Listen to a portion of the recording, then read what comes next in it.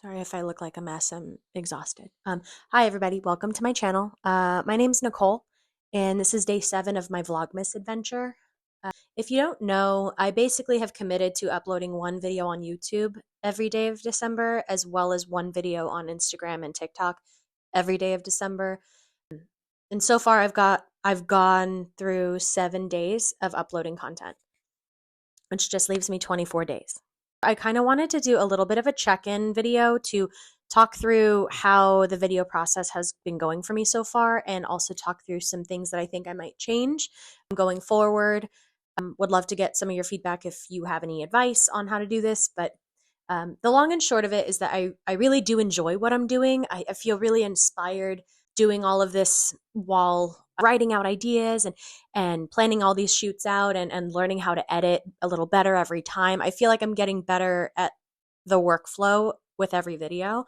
A little bit about like my setup. I have a Canon T3i and my partner has a Canon T4i that I could film with either of these. I also have like a little Zoom H4n and a Rode mic for my cameras. However, I just found that I have more experience and I feel more confident with shooting photos with those cameras as and less experience and confidence with filming on them.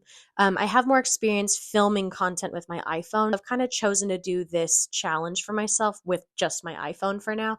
I'm also using these dinky little lavalier mics, but I'm finding they have a hard time picking up my voice unless I'm holding it. See what I'm saying? Also, for my lights, I'm using a mix of a ring light, and I have a little fill light here from like an IKEA lamp.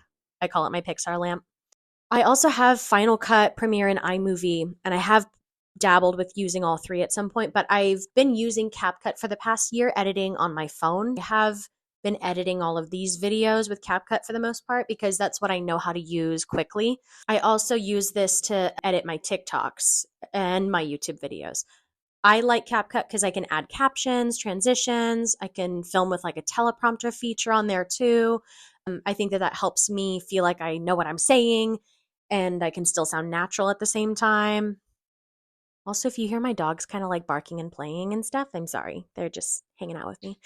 I also like CapCut because it has this like magnetic feature with the clips, meaning like the clips will snap together, so I don't have to do so much work trying to get everything just right. But I also find that I'm more precise with editing when I'm doing it on my phone versus my computer.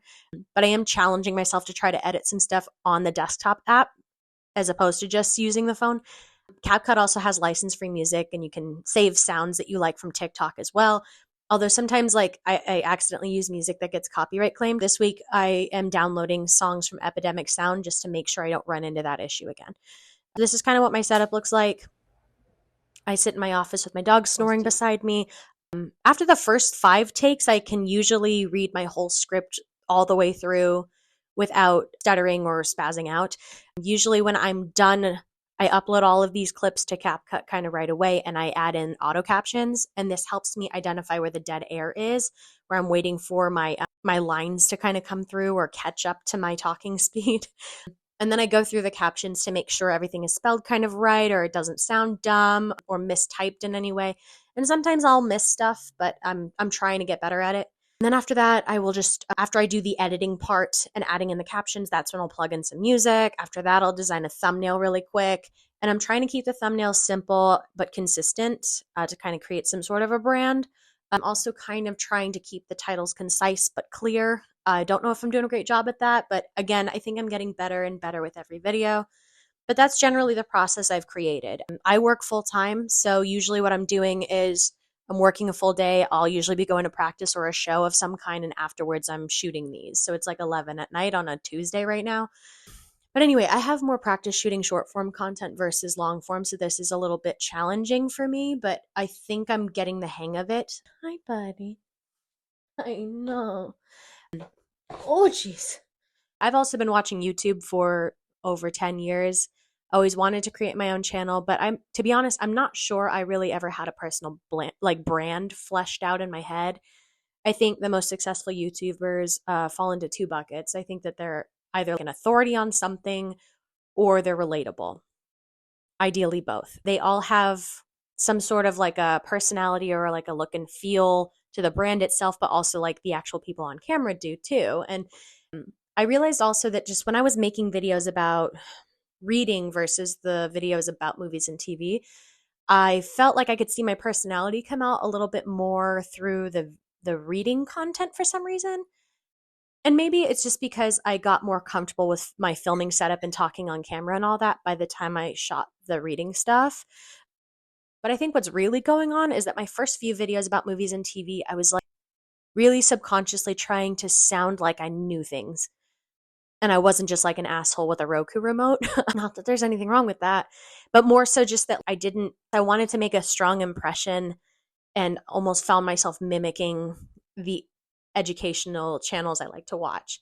Like I wanted to feel like I watched stuff and thought about things because I do. But I also think that when watching this content back, I realized that I want to sound knowledgeable, and in doing so, I feel like I was toning down my personality a little bit. I think it's really a perfectionist thing, which is another reason I'm doing this challenge. But there's something about talking about movies and TV that bring out this like awkward teenager person in me. I don't know, like I feel like way too serious and I can't relax. I can't be authentic for some reason. And again, this really might just be because I'm so new to the YouTube thing. Maybe I'm just nervous about being on camera. The irony is I feel like audiences want to see people being themselves. That's what I like to watch when I'm watching YouTube. And I can do it with a stand up show or an improv show, no problem. But something about this is stressing me out. Over the next few days, I'm going to try to challenge myself to be a little bit more myself when I talk about movies and TV or just in general. He's back. I may do a bit more broad videos about maybe one TV show or one movie. And I think that this might make the turnaround time for videos a little faster for me. Buddy, I need my fingers. Can you not? Sorry, I think that Bentley just wants to be in the video. We're going to do this together. Basically, what I'm trying to say is I think over the next few days, I'm going to challenge myself to be more myself when I'm talking about movies and TV or anything. And also, I think I may have bitten off a little more than I could chew with doing listicle videos about movies and TV because I realized I have a lot to say about all of it. I may do more broad videos about maybe one TV show or maybe one movie. Maybe this will make the turnaround time for videos a little faster.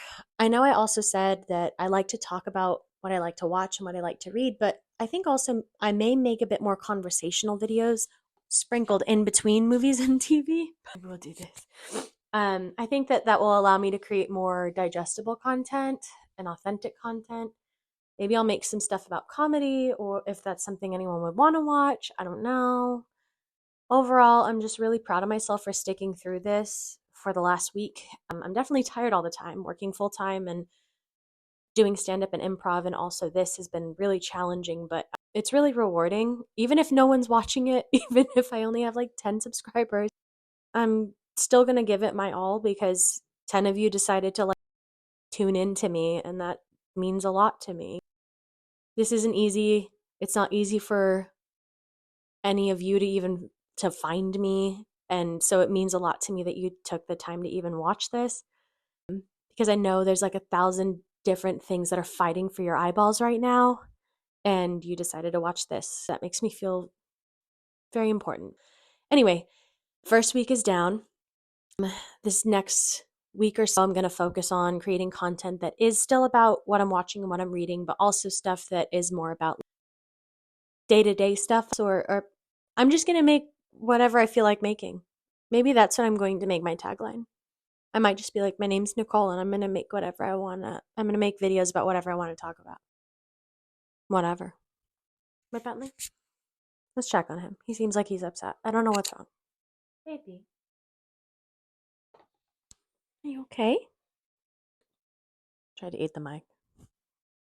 I think that means we gotta go. Thank you for watching. Otherwise, we'll see you tomorrow.